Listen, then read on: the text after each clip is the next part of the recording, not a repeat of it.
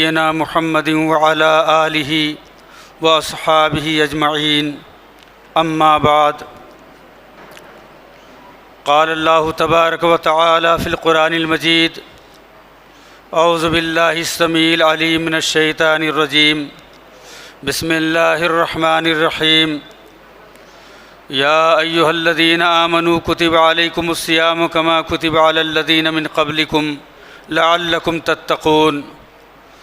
سامعین، ہم اور آپ جس ماہ مبارک میں سفر کر رہے ہیں یہ بڑا ہی مبارک مہینہ ہے۔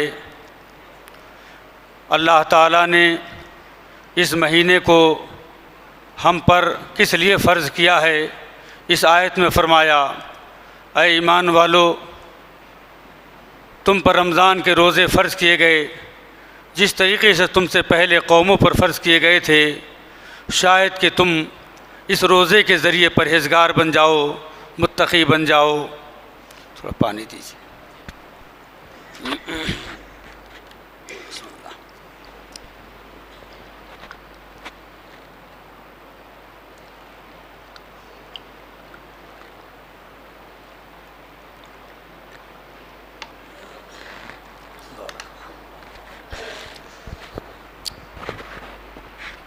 تو حضرات، اللہ تعالیٰ نے تقوی اختیار کرنے کے لیے، اپنے اندر تقوی پیدا کرنے کے لیے اس مہینے کو ہم پر فرض کیا ہے۔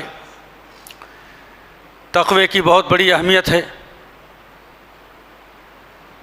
اللہ تعالیٰ نے سورہ حجرات کے اندر فرمایا، ان اکرمکم عند اللہ اتقاکم، اللہ کے نزدیک سب سے معزز وہ ہے جس کے دل میں تقوی ہے۔ جو تقوی اختیار کرتا ہے وہ اللہ کا مقرب بن جاتا ہے، اللہ کا معزز بن جاتا ہے۔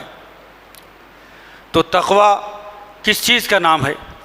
یہ کسی خاص حلیے کا نام نہیں، کسی لباس کا نام نہیں، کسی خاص چہرے اور لبادے کا نام نہیں، بلکہ تقوی کہتے ہیں اللہ سے ڈر کر برائیوں کو چھوڑ دینا اور نیکیوں کو بڑھا لینا، نیکیاں کثرت سے کرنا، اس کا نام تقوی ہے۔ تو روزے سے نمبر 1 تقوی حاصل ہوتا ہے، آدمی برائیوں سے بچتا ہے اور نیکیوں کے حرص اس کے اندر پیدا ہو جاتی ہے، اور ایک امید بچ جاتی ہے کہ سال بھر ایسا ہی رہے گا۔ لیکن دیکھا جاتا ہے ہر سال رمضان آتا ہے، لیکن ہمارے معاملات میں اور ہمارے چال چلن میں، ہمارے رویے میں، ہمارے عمل میں بدلاؤ نہیں آتا۔ ہمیں چاہیے کہ ہم اس روزے کے ذریعے اپنے معاملات میں، اپنے تمام اعمال میں بدلاؤ پیدا کریں، برائیوں کو چھوڑ دیں اور نیکیوں کی عادت ڈالیں، پھر اس پر قائم رہیں۔ نمازیں جیسا رمضان میں پڑھ رہے ہیں بعد میں بھی پڑھتے رہیں۔ قرآن کی تلاوت جو چل رہی ہے یہ سال بھر چلتا رہے۔ آپ رمضان میں برائیوں سے جو بچے ہیں، جھوٹ سے بچے ہیں، غیبت سے بچ رہے ہیں، حسد سے بچ رہے ہیں، زنا سے بچ رہے ہیں، کسی کی دل آزاری سے بچ رہے ہیں، سال بھر بھی یہی کام کیجئے، تب آپ کو روزہ فائدہ دے گا۔ روزے سے کیا کیا فائدے ہیں؟ نمبر 1 تقوی حاصل ہوتا ہے، آدمی اللہ کا قریبی بن جاتا ہے۔ نمبر 2، اللہ تعالیٰ روزے کے ذریعے ہمارے گناہوں کو معاف کر دیتا ہے، بہت بڑا فائدہ ہے۔ اللہ کے نبی صلی اللہ علیہ وسلم نے فرمایا، صحیح بخاری کی حدیث ہے، من صام رمضان ایمانا واحتسابا غفر له ما تقدم من ذنبه، جو شخص ایمان اور احتساب کے ساتھ رمضان کے مہینے کا روزہ رکھتا ہے، اللہ اس کے سال بھر کے گناہوں کو معاف کر دیتا ہے۔ پھر فرمایا، من قام رمضان ایمانا واحتسابا غفر له ما تقدم من ذنبه، جو ایمان اور احتساب کے ساتھ رمضان میں قیام اللیل کرتا ہے، تراویح پڑھتا ہے، اللہ اس کے بھی سال بھر کے گناہوں کو معاف کر دیتا ہے۔ کتنی بڑی فضیلت ہے۔ جو لوگ روزے سے محروم ہیں، قیام سے محروم ہیں، وہ جو ہے گناہوں کی معافی سے بھی محروم ہیں۔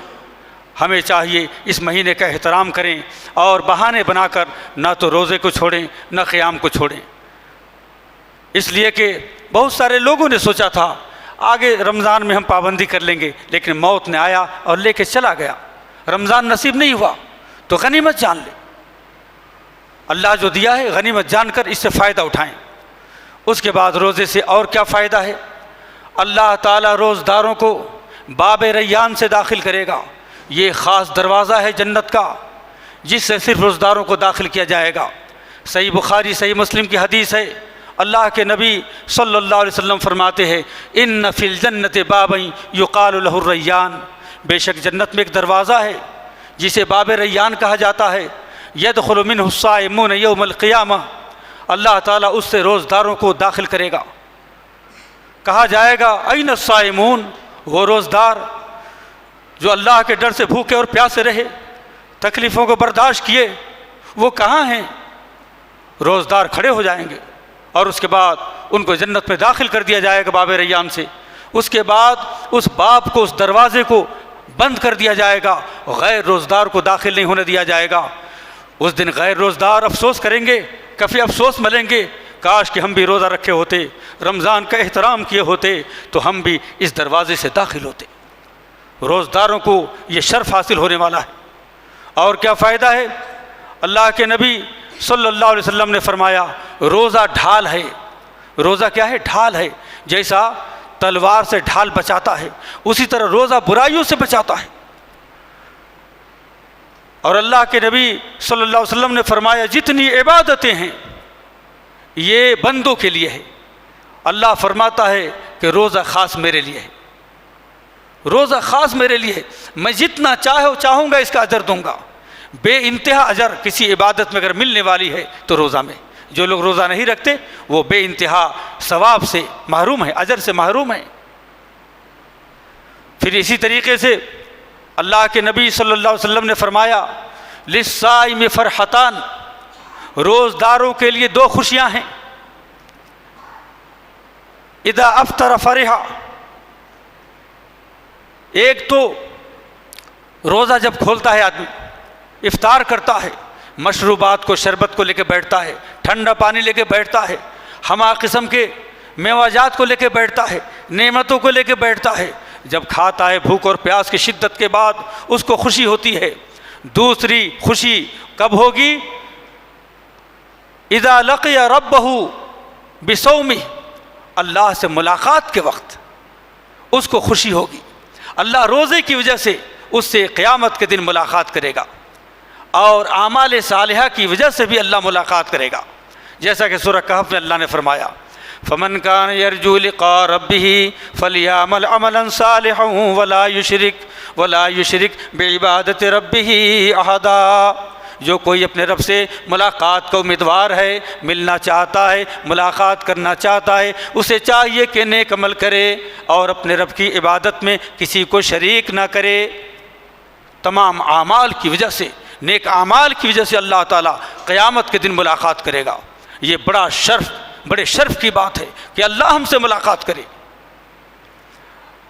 حدیث کے اندر آتا ہے اللہ تعالیٰ جنت کی تمام نعمتیں عطا کرنے کے بعد اہل جنت کو مثلاً حوریں دے دے گا، ناروں سے سیراب کرا دے گا، پھلیں کھلا دے گا، محلات کو الاٹ کر دے گا۔ تمام نعمتیں دینے کے بعد اب اللہ اپنے بندے سے پوچھے گا کیا میں تم کو اور کچھ عطا کروں؟ اہل جنت کہیں گے اللہ باقی کیا ہے؟ تمام نعمتیں تو مل ہی گئی، اب باقی کیا ہے جو تو دینا چاہتا ہے؟ اس کے بعد اللہ کہے گا میں اور کچھ عطا کرنا چاہتا ہوں۔ اہل جنت کہیں گے اللہ عطا کیجئے۔ اس کے بعد اللہ تعالیٰ اپنے کبریائی کے چادر کو ہٹا دے گا، جو بندے اور رب کے درمیان چادر ہے اللہ اس کو ہٹا دے گا۔ ہٹانے کے بعد جب اہل جنت اپنے رب کو دیکھیں گے، حدیث کے اندر آتا ہے، صحیح بخاری کی حدیث ہے، لوگ اس قدر خوش ہوں گے، اس قدر خوش ہوں گے کہ خوشی کی انتہا نہ ہوگی۔ اپنے رب کو دیکھنے کے بعد پچھلی تمام نعمتیں بھول جائیں گے، پھیکی پڑ جائیں گی، اس قدر خوش ہوں گے۔ تو یہ نعمت عظمیٰ روزے کے ذریعے، نیک اعمال کے ذریعے ہمیں حاصل ہونے والا ہے۔ تو میرے بھائیوں، دوستوں اور بزرگوں، دنیا کی زندگی مختصر ہے، یہ کبھی بھی آپ سے جدا ہو سکتی ہے۔ دنیا یا تو موت جدا کر دے گی، یا دنیا والے ایک نہ ایک دن آپ کو جہاں پہنچانا پہنچا دیں گے، نہیں جانا چاہیں گے تو بھی دنیا آپ کو پہنچا دے گی۔ جب موت حقیقت ہے، دنیا سے جانا ہے، تو غفلت کیسی؟ آپ وہ عمل کریں جس سے اللہ راضی ہو جائے، جس سے اللہ تعالیٰ راضی ہو جائے۔ اللہ کس سے راضی ہوتا ہے؟ اعمال صالحہ سے راضی ہوتا ہے۔ متقی جو ہوتے ہیں وہ کثرت سے اعمال صالحہ کرتے ہیں۔ یوں تو قرآن کریم میں بہت سارے ان کے اوصاف کو بیان کیا گیا ہے، چند کا ذکر اللہ نے فرمایا سورہ ذاریات کے اندر، فرمایا ان المتقین فی جنات وعیون، جو اللہ کے متقی بندے ہیں یہ جنات اور چشموں میں داخل کیے جائیں گے، آخذین ما آتاہم ربہم انہم کانوا قبل ذلک محسنین، ان کا رب جو بھی دے رہا ہوگا نعمتیں وہ لے رہے ہوں گے۔ غیر متقی لوگ جو دنیا میں آوارگی کی زندگی گزار رہے ہیں، منچاہی زندگی گزار رہے ہیں، محروم کر دیے جائیں گے، افسوس کریں گے کاش کہ میرے پاس بھی نیکیاں ہوتی، نیک عمل ہوتا تو آج ہم بھی اللہ تعالیٰ کے انعامات کو لیتے، لیکن اس دن پچھتانے سے کیا فائدہ؟ وہ دارالحساب ہوگا، حساب دیکھنے کے بعد ادھر یا ادھر جانا ہوگا۔ یہ دنیا دارالعمل ہے، یہاں آپ نیکیاں کر لیں تو انشاءاللہ آخرت میں محرومی نہیں رہے گی۔ اللہ نے فرمایا کیا کیا نیکیاں ہوں گی؟ کانوا قلیلا من اللیل ما یہجعون، ان کی نیکی یہ تھی ساری دنیا جب سو رہی تھی تو اللہ کے خوف نے ان کو بستر سے علیحدہ کر دیا تھا، کچھ حصہ وہ اللہ کی یاد کے لیے نکال لیا کرتے تھے۔ وبالاسحار هم یستغفرون، اللہ کا خوف اس قدر، عذاب جہنم کا خوف اس قدر، آخرت کا ڈر اس قدر کہ جو گناہیں کرتے تھے اس پر روتے تھے صبح صبح سحر کے وقت، اے اللہ تیرا کمزور بندہ ہوں، نفس نے شیطان نے ہم سے گناہ کرا دیا، الہ العالمین معاف فرما دے، ہمارے گناہوں کو معاف فرما دے۔ یہ بات تھی ان کی زبان پر۔ آج ہماری حالت یہ، گناہیں بڑھتی جا رہی ہیں، توبہ کی توفیق نہیں ہوتی۔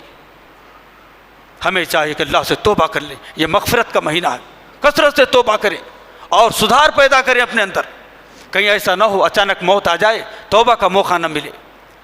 پھر اللہ نے فرمایا وفی اموالہم حق للسائل والمحروم، یہ اپنے مال میں سائل کا بھی خیال کرتے تھے، محروموں کا بھی خیال کرتے تھے، مال جو کماتے تھے اپنا نہیں سمجھتے تھے، اللہ کی امانت سمجھ کر خود بھی کھاتے تھے، اللہ کے کمزور غریب نادار بندوں کا بھی خیال کیا کرتے تھے، وہ رشتہ داروں میں بھی ہوتے تھے، مصلیوں میں ہوتے تھے، امام اور مؤذن کی حیثیت سے ہوتے تھے، ان کا خیال کرتے تھے۔ بہرحال وقت کا طوالت کا خیال کرتے ہوئے میں بات کو ختم کرتا ہوں، اللہ تعالیٰ سے دعا گو ہوں کہ اللہ تعالیٰ ہم تمام کو روزے سے جو بھی فائدے ہیں ان تمام کو حاصل کرنے کی توفیق عطا فرمائے، روزہ رکھنے گناہوں سے بچنے کی توفیق عطا فرمائے، دنیا میں اپنے گناہوں کی اصلاح کرنے کی توفیق عطا فرمائے، کثرت سے نیکیاں کرنے کی توفیق عطا فرمائے، اللہ کو راضی کر لینے کی توفیق عطا فرمائے۔ اللہ سے دعا ہے اللہ تعالیٰ بلا لے، اسلام کے ساتھ ایمان کے ساتھ بلا لے، کلمے کے ساتھ بلا لے، اللہ تعالیٰ اپنی نعمتیں ہم سب کو عطا فرمائے۔ اقول قولی